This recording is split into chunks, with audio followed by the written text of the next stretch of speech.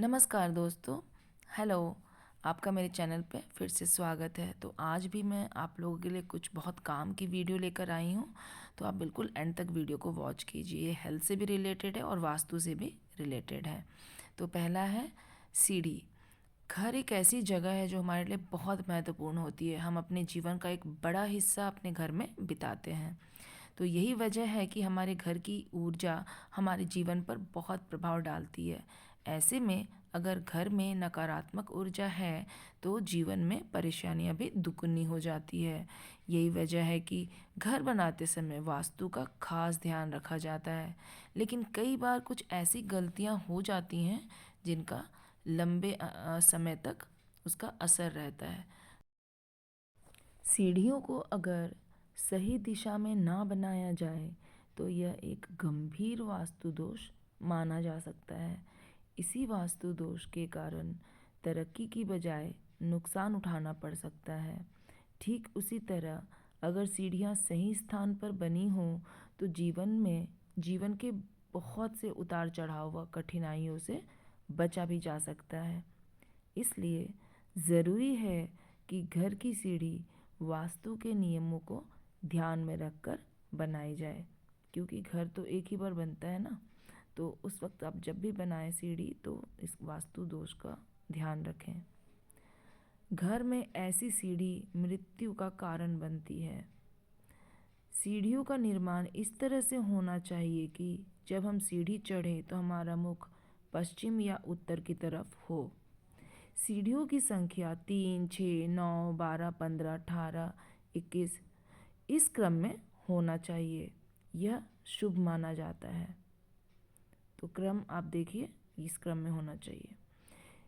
घर के ईशान कोण में बनी सीढ़ी तबाही और बर्बादी का कारण बनता है। ईशान कोण यानी ईस्ट नॉर्थ का कॉर्नर, उस कॉर्नर में नहीं होना चाहिए।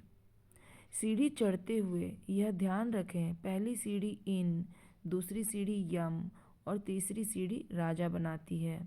इसलिए सीढ़ी गिनती से बनवानी चाहिए। इन यम राजा, इन यम राजा, यह क्रम आप ध्यान रखें। चलिए अब हम रोटी के बारे में बात करते हैं। बासी रोटी को बेकार समझकर फेंक देते हैं आप।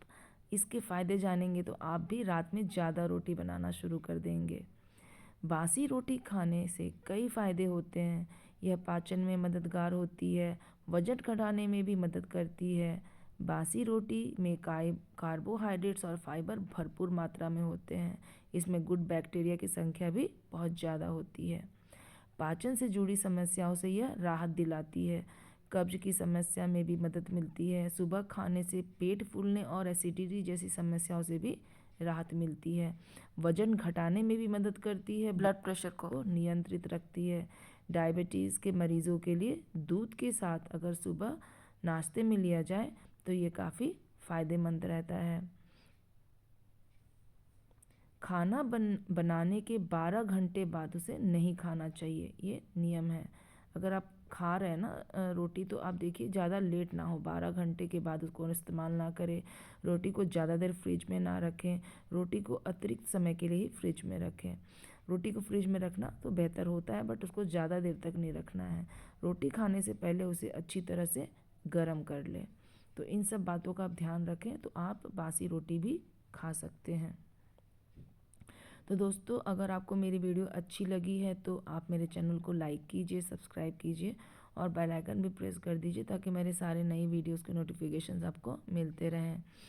ठीक है। और आपको किसी चीज़ के बारे में जानकारी चाहिए तो आप कमेंट बॉक्स में लिख सकते हैं। और फ्रेंड्स और फैमिली को भी ये ज़रूर शेयर कर दीजिए। समय निकालने के लिए बहुत बहुत धन्यवाद। आपका दिन बहुत शुभ हो। आप अपने और अपने परिवार का बहुत ध्यान रखें।